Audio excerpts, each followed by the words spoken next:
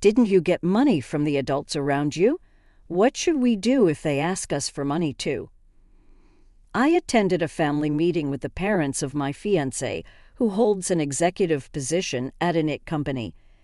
There I was met with cold words, and they oppose our marriage. I lost my parents when I was a child, and my brother Elwin raised me with all his might. Hearing harsh words about my brother, I was deeply shocked. Just because I don't have parents, they assume it's not a decent family environment. If it's a marriage opposed by the parents, I can't go through with it. We can't see each other anymore. Even my fiancé, whom I trusted easily, abandoned me. I was plunged into the depths of despair. But what do you mean by this? My fiancé's family ended up facing terrible consequences. My mom had been battling illness before I was born.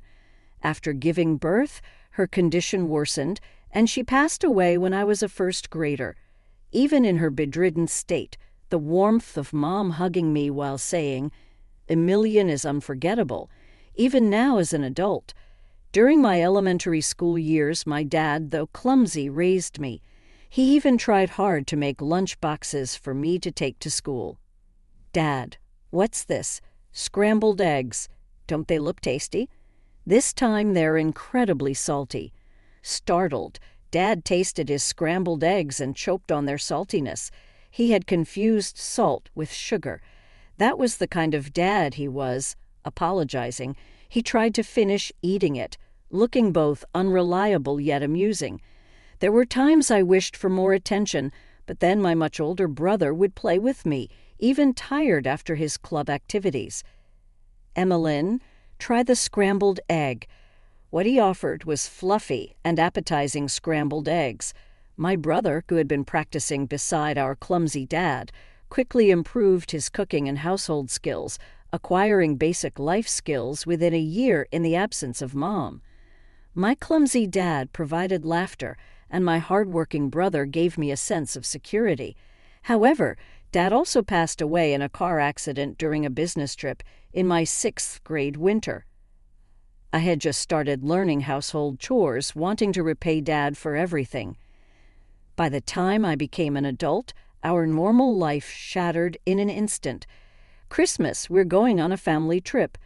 Lucky my mom and dad are working, so I'll be home alone. That's hopeful. They should be with you on Christmas. Here, my classmates' conversation made my heart ache. Even such conversations were impossible for me. Even if they were working, other kids' parents would come home. I couldn't look forward to trips or wait for someone's return. The only family photo we had was taken a few days after I was born. I cry every night, overwhelmed by a sadness too big for an elementary school student. It's okay. Okay to cry all you want when you feel like it, my brother would say, hugging me. He never showed me a sad face, but I once heard him sobbing in the living room at night. He was a 12th grader then, probably suffering too, but he always smiled in front of me and patted my head. While increasing his part-time work days, he took care of household chores like cooking and laundry. Dinner's ready. Let's eat. He always made sure and never had to eat alone at our 4-person table. In middle school, I sometimes found his behavior a bit annoying, but remembering him crying secretly, I couldn't bring myself to rebel. After graduating high school, he found a job and supported me. I tried to reduce his burden by eagerly doing whatever household chores I could. Though we lost our parents, my brother's care filled the void, and I gradually stopped feeling lonely. Having worked hard on household chores since childhood, I easily adapted to living independently when I started working. All thanks to my brother, who taught me everything step by step. I worked hard at my job to make my brother proud. Thanks to that, I achieved good results and earned praise from my supervisor. One day, I heard about a cross-industry networking event. My supervisor suggested I attend as a company representative. Getting various experiences while you're young is good. It will surely help you in the future. I have high expectations for you, Emmeline. Encouraged by his words, I happily decided to participate. Big brother, I've been chosen as the representative for the next networking event. I always reported my work achievements to my brother immediately. Then my brother would always praise me. "That's amazing. You're always working hard, but don't overdo it, okay?" After praising me, he would always send a message concerned about my health, which made me happy and was the reason I always kept in touch. "Nice to meet you.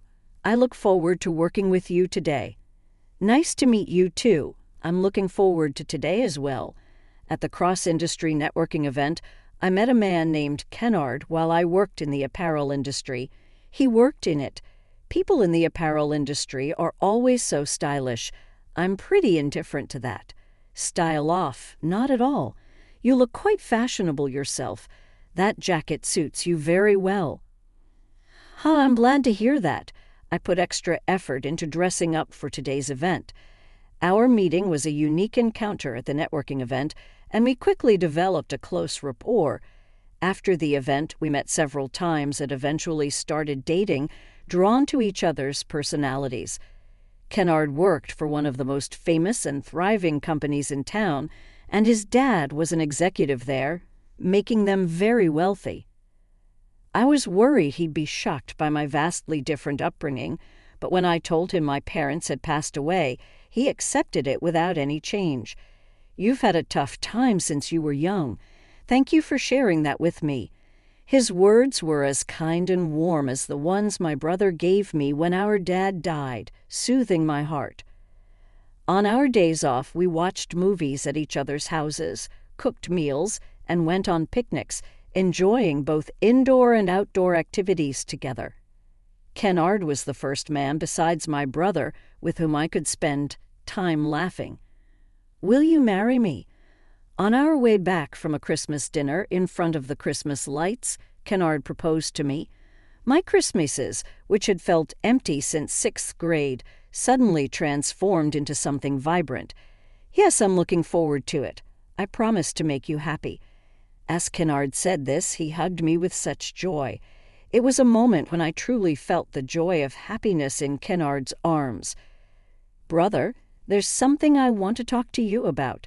Since my brother was busy with work, we mostly communicated through emails and calls. But I felt this news was something to share in person, so I invited him over. "It's been a while. What's up?" It was my first time formally inviting him, so I'm a bit nervous. My brother, who came to my house, seemed a bit different than usual. I was nervous, but he seemed even more so. "Yeah, actually, I'm going to marry Kennard, whom I've been dating." My brother looked surprised, an expression I'd never seen before, and suddenly started crying. "Oh, brother, what's wrong?" "No, it's just my little Emmeline getting married. I'm so happy. Congratulations, truly congratulations." Although I had heard my brother cry when Dad died, it was the first time I saw him cry. "You must be happy." Wiping his tears, my brother's words resonated deeply, overlapping with Kennard's. When the date for a family meeting with Kennard's parents was set, my heart became restless. How should I talk to his parents? It had been over a decade since I last spoke to my own parents, so speaking with his made me even more nervous. I received lots of advice from friends and seniors at work. Dressed in a slightly formal dress, I visited Kennard's family home.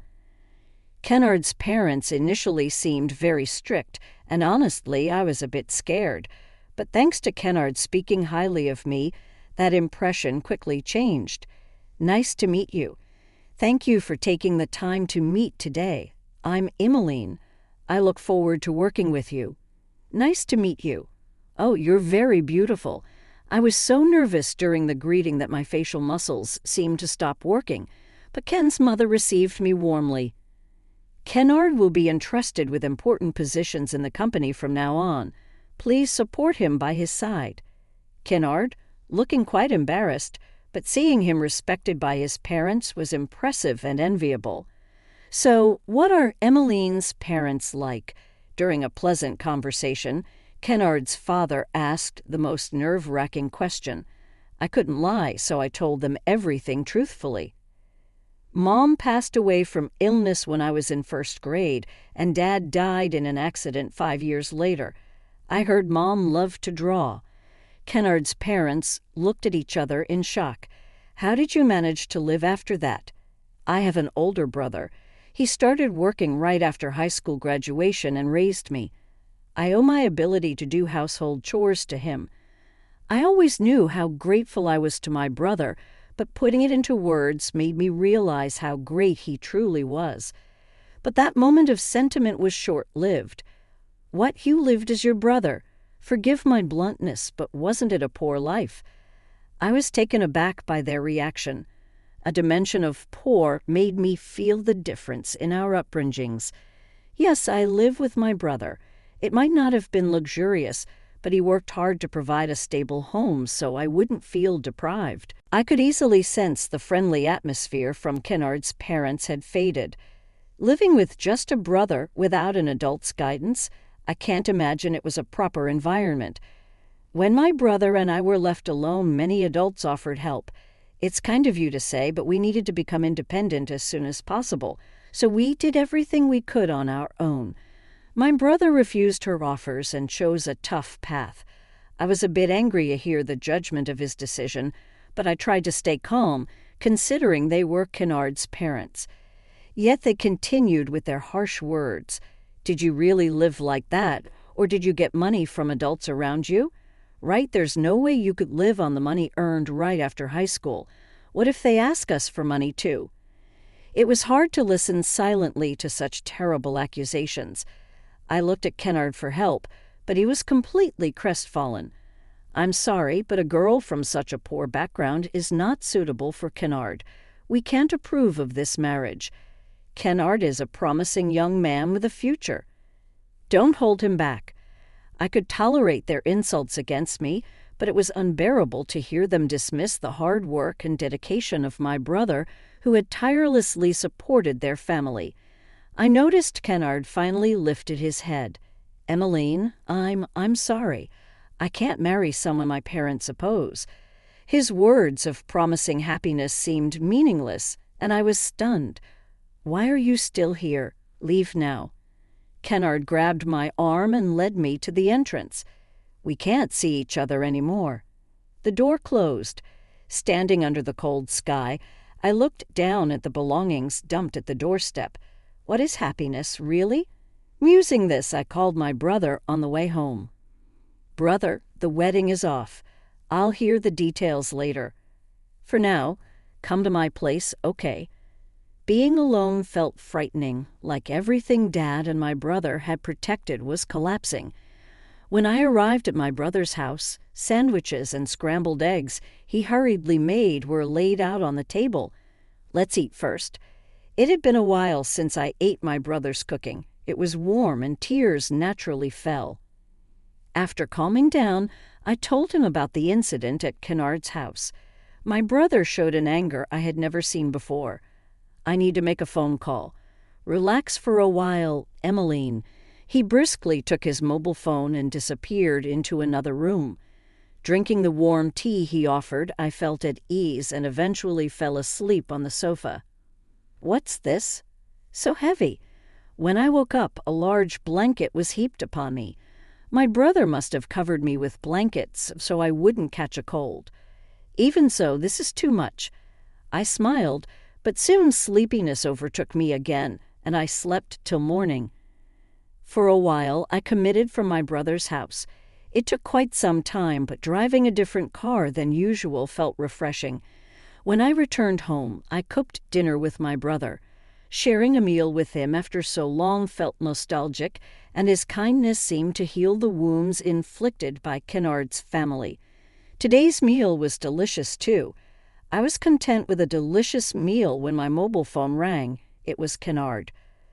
I initially ignored it, wondering what he wanted now, but he kept calling persistently, so I answered. What do you want, calling so many times? What is it now? It's not. What my dad and I have been transferred to a subsidiary in the countryside. What's going on? Honestly, I didn't understand what he meant. Transfer? Why are you asking me that? My brother signaled me to let him talk. I switched the phone to speaker mode and put it on a table. Then my brother spoke calmly. "I've taken over the call. This is Emily's brother. To put it simply, I informed your company's president that our company is terminating its partnership with yours." "What? What do you mean?" "Do I need to simplify it further?